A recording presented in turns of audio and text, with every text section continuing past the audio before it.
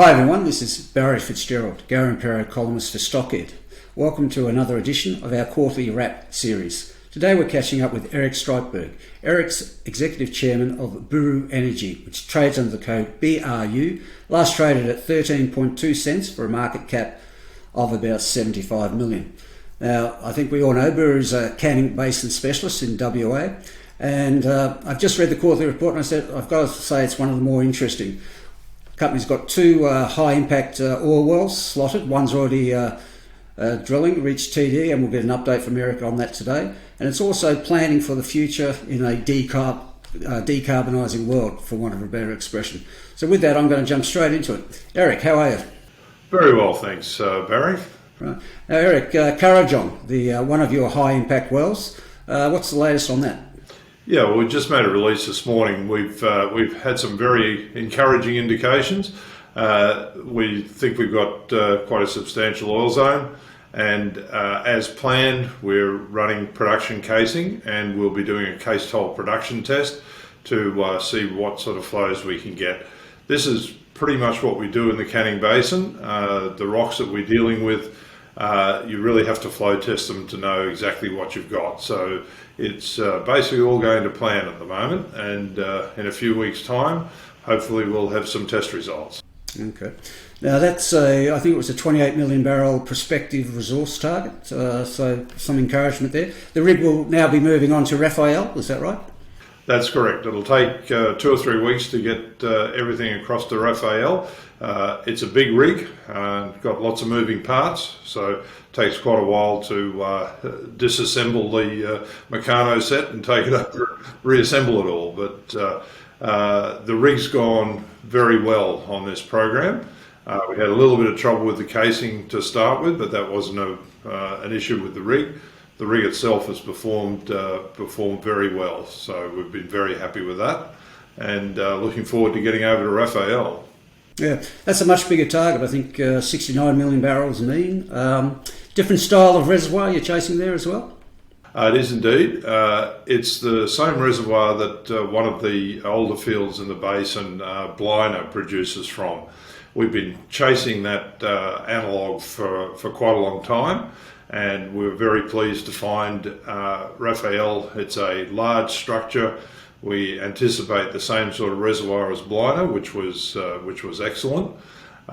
It's quite a bit deeper, so it's going to take quite a while to drill, 4 to 5 weeks.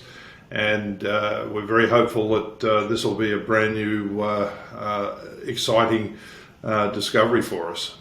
So Eric, exciting times. When can investors see some results from Currajong in a couple of weeks' time, I guess, and Raphael, a few months?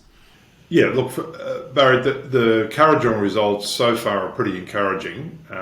In the context of what we see in the Canning Basin, we basically have to test these wells to see whether they'll flow or not. It's difficult to tell from the logs. You can tell that there's oil there, but not really how well it's going to flow. I mean, that's pretty normal for most oil wells, frankly. So we've run the production casing, and we'll be rigging up to do that test. Hopefully in a couple of weeks. We've got a bit of equipment to get and some approvals from the regulator, but that should be coming along in a couple of weeks' time. And then Raphael, as I mentioned, 2 to 3 weeks to move the rig, and then 3 to 4 weeks to get down to the target. It's quite a bit deeper target than Currajong, and that's one of the things that we're very excited about over at Raphael. Eric, you've been around a while. When was the last time you were involved in 100 million type targets across 2 wells? Well, I'd have to say this is the first time for a long time. Back in the previous company in Arc Energy, when we were drilling in the Perth Basin, we had a couple of targets there. We found some oil, but obviously not 100 million. So these are prospects that are very unusual in onshore Australia.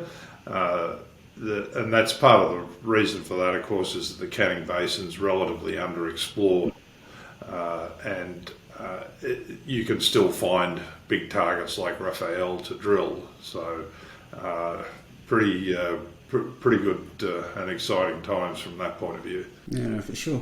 One of the things that struck me about the quarterly was the company has taken some time out, obviously, to forward plan around the decarbonisation theme in the world. Now you've come up with three specific areas. One is white or gold hydrogen. Another one is carbon capture and underground storage. And the third one was actually using some of your knowledge from the Canning Basin to look for Mississippi Valley style lead zinc deposits. Can you just run through those for us? Yeah, Barry, look, I think it's important to see the framework and the context for this, because obviously we are in a major phase of decarbonisation, and we recognise that the products that we produce do contribute to CO2 emissions. So we look forward and said, where are the areas in the decarbonisation strategy that we can actually add value with our technical expertise and our balance sheet, basically. So, we're not going to run off and pretend that we're experts in building hydrogen electrolyzers. That's not in our core space. But things like carbon capture and storage, which is an integral part of any path to net zero, it's basically the same thing we're doing in producing oil and gas, except you're going the other way, putting the CO2 back under the ground rather than pulling it out. So it's exactly the same technical and operational capability. So we've been very fortunate. We've been able to team up with an expert in the field who's been able to add a lot of value, and we'll talk a little bit about that in the future. On the natural hydrogen, interestingly enough, we put a hydrogen detector on the Currajong well, and we saw quite a big spike of hydrogen while we were drilling the well. Now, natural hydrogen has only really been recognised recently, but once you start looking for it, there's lots of it. And we're very pleased to see that we had some in Currajong. So that's another area where, again, we can apply our oil and gas expertise to a fuel that's basically got no carbon emissions at all. And then, the battery minerals, again, right in our sweet spot geologically. We've found big intersections of lead zinc in some of the wells that we've drilled previously, and they were too deep to be commercially mineable. But the same geological concepts that lead us to find things like Ungani also point us to lead zinc deposits. So we didn't want to drill a oil and gas well, intersect a great big lead zinc deposit, and have the mineral tenement guys say, "Oh, thanks very much." So we basically protected ourselves in the areas that we were drilling, and we've also, of course, applied that geological knowledge to some other areas. So we're building up a nice little portfolio of interests there. Yeah, absolutely. Now, before we wrap up, Ungari, the company's cash flow at the present, what's happening there? Yeah, look, we're chuffing along. We're at a stage of field production where production is pretty much flatlining, as these fields do. We're producing 800 to 850 barrels a day. Of course, the Australian dollar oil price is close to $100. Our operating costs 30-ish Aussie. So it's pretty profitable for us at the moment. We've got a nice stable export system. Everything works nicely. It's something you don't lose any sleep over. So and just keeps pumping out the cash. So yeah, great little asset. Okay.